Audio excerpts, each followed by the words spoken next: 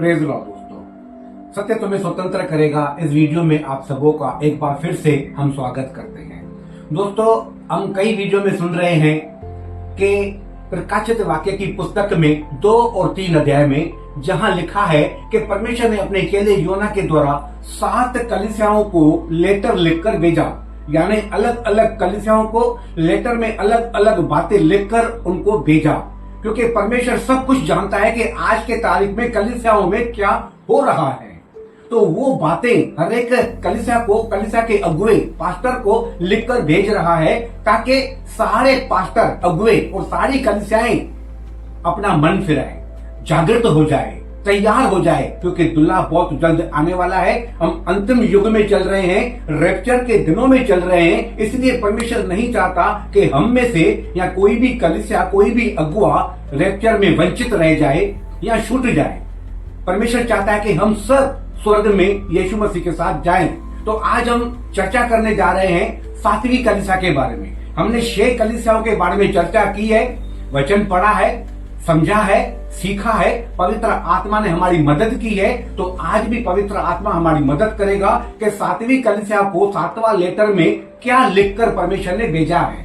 तो सारी महिमा पवित्र आत्मा को देते हैं, जो आज भी हमें सिखाने और समझाने जा रहा है। तो दोस्तों, हम पढ़ने जा रहे हैं प्रकाशित वाक्य की पुस्तक 3 अध्याय उसका 14 वचन से हम पढ़ने जा रहे हैं। वहां लिखा है, लौदीकिया की कलीसिया के दूत को यह लिख, जो अमीन और विश्वास योग्य और सच्चा गवाह है और परमेश्वर की सृष्टि का मूल कारण है। वह यह कहता है कि मैं तेरे कामों को जानता हूँ कि तू न ठंडा है और न गर्म। भला होता कि तू ठंडा या गर्म होता, इसीलिए कि तू गुनगुना है और न ठंडा है और न गर्म। मैं तुझे अपने मुंह में से उगलने पर हूँ। तू कहता है कि मैं धनी हूँ और धनवान हो गया हूँ और मुझे किसी वस्तु की घटी नहीं, और यह नहीं जानता कि तू अभागा और तुच्छ और कंगाल और अंधा और नंगा है। इसीलिए मैं तुझे सम्मति देता हूँ कि आग में ताया हुआ सोना मुझसे मोल ले कि तू धनी हो जाए, और श्वेत वस्त्र ले ले के पहनकर तुझे अपने नंगेपन की लज्जा न हो, और अपनी आंखों में लगाने के लिए सुरमा ले कि तू देखने लगे। मैं जिन जिन से प्रेम करता हूँ उन सबको उलाना और तारना देता हूँ, इसलिए सर गर्म हो और मन फिरा।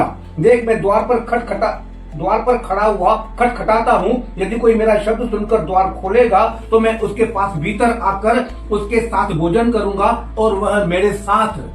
दोस्तों, यहाँ थोड़ा गंभीर मैटर है। यहाँ के अगुए को जो परमेश्वर ने लेटर लिखकर भेजा है, वह अगुआ न तो ठंडा है न तो गर्म है, यानी गुनगुना है। तो परमेश्वर कहता है तुम गुनगुने हो, इसलिए मैं तुमको अपने मुंह से निगलने पर हूँ। और दूसरा क्या कहता है, वहां का अगुआ सोच रहा है कि मैं धनवान हो गया हूँ और मुझे किसी वस्तु की घटी नहीं, और यह नहीं जानता कि तू अभागा है। यानी वहां का पास्टर सोचता है कि मैं धनी हूँ, धनवान हो गया हूँ और मुझे किसी बात की घटी नहीं है।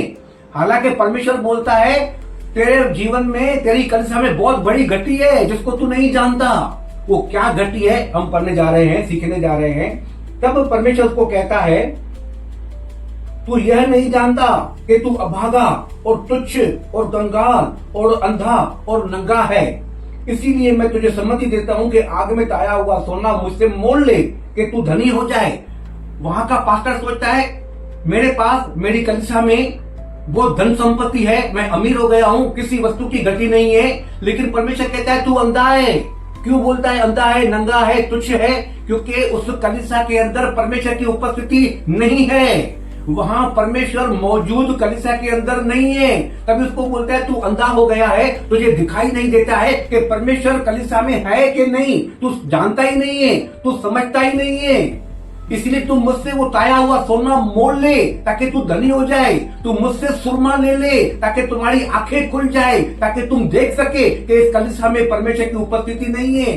तू कहता है मैं धनी हूँ, तू कहता है मैं धनवान हूँ, तू कहता है मेरे जीवन में कोई कमी घटी नहीं है। सबसे बड़ी घटी यही है कि परमेश्वर कलीसिया के बाहर खड़ा हुआ है और बाहर खड़ा होकर तुम्हारे दिल के द्वार को खटखटा रहा है, ताकि जो कोई द्वार खोलेगा, परमेश्वर बोलता है मैं उसके भीतर आऊंगा और मैं उसके साथ भोजन करूंगा और वह मेरे साथ भोजन करेगा। तो दोस्तों, इस कलीसिया में सबसे बड़ा प्रॉब्लम ये था कि ऐसी कलीसियाओं में परमेश्वर की उपस्थिति नहीं है। परमेश्वर कलीसिया के बाहर खड़ा होकर द्वार को खटखटा रहा है कि मुझे आने दो ताकि मैं इस कलीसिया को चलाऊं। अब आपका एक सवाल हो सकता है मन में, क्या बगैर परमेश्वर के कलीसिया चल सकती है?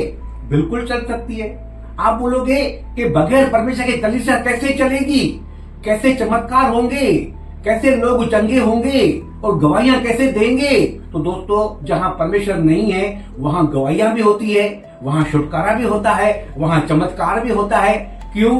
क्योंकि जो चमत्कार होता है, जो छुटकारा होता है, जो गवाही होती है, वह केवल यीशु मसीह के नाम से होती है। क्योंकि प्रभु यीशु मसीह के नाम में ही इतना पावर है, इतनी ताकत, इतनी सामर्थ है कि बीमार भी चंगा हो जाता है। याकूब क्या कहता है कि तेरे नाम से हम दुष्ट आत्माओं को भगाते हैं, तेरे नाम से दुष्ट आत्माएं भी थरथराती, डरती और कांपती है।